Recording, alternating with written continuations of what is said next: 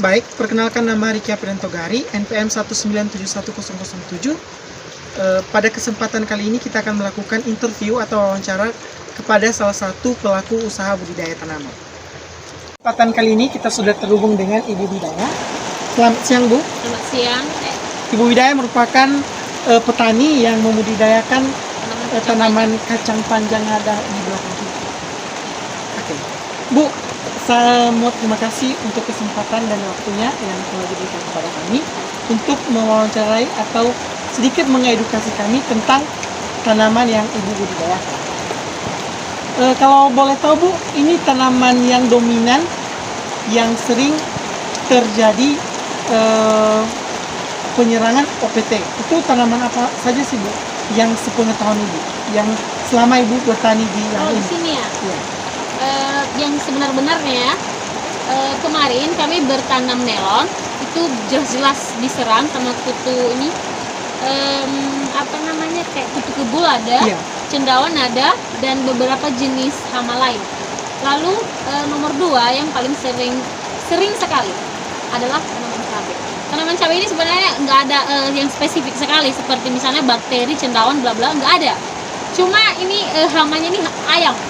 Jadi selalu menghambat panennya. Sebelumnya mesti dipanen, udah dipatok ayam. Jadinya sebuah kegagalan juga ini. Tapi serangan OPT yang paling mendominasikan itu apa, Pak? Apa, Pak? Yang paling mendominasi yang ada di yang sering menyerang tanaman kakao? Menurut saya itu sebenarnya tidak ada ya. Paling cendawan itu aja di saat hari musim hujan dan semut merah itu aja paling sering. Kalau bisa tahu, Kak, itu cara mengendalikan OPT terutama pada hama ataupun penyakit yang sering orang kakak lakukan itu bagaimana, Kak? Oke, sebelum untuk tahap awal yaitu kami mulai dengan tahap pencegahan. Jadi dari awal kami sudah berusaha membumbung tanaman kami dan kadang memberikan pagar biar terhindari dari hama. Lalu untuk hama yang otomatis tidak akan memiliki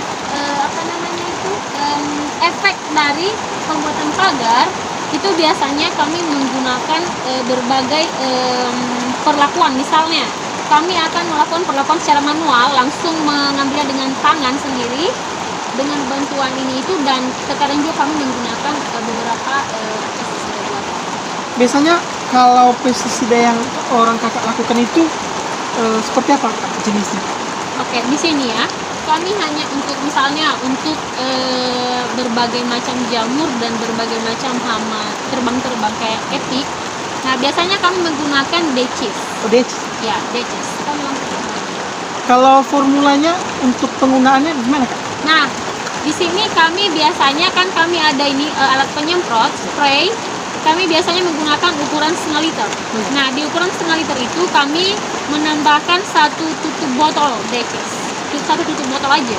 Lalu kami tambahkan air, kami kocok, tinggal semprot. Itu penggunaannya berapa gram atau berapa liter per lahan ya, Kak?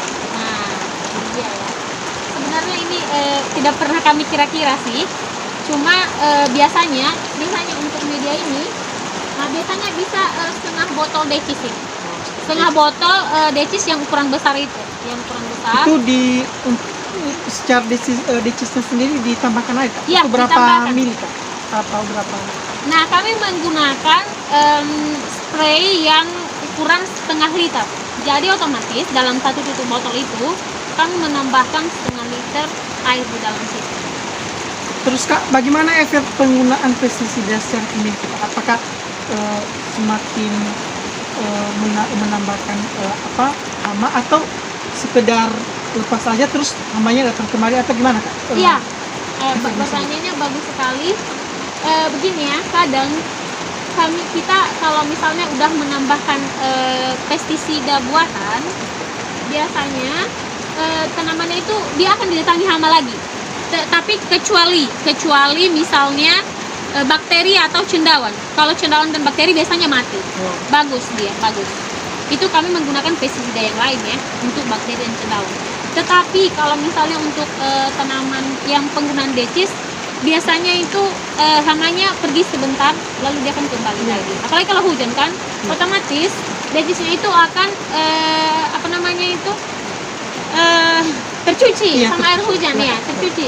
Otomatis udah hilang efeknya dan hama-hama itu akan datang lagi. Oke. Ya, terutama di bagian akar. Biasanya itu semut merah yang menyerang, semut api. Oh, terima kasih untuk edukasi dan informasinya Kak. Supaya semoga bisa membantu kami Oke. untuk dapat penuh jawaban-jawaban. Semoga jawaban-jawaban yang Kakak berikan tadi bisa mengedukasi saya dan juga bisa mengedukasi para teman-teman yang sedang melakukan kegiatan budidaya. Ya. Terima kasih Salam untuk pertanian. salam pertanian. Terima kasih Kak untuk waktunya Kak. Terima Oke, kasih. Terima kasih.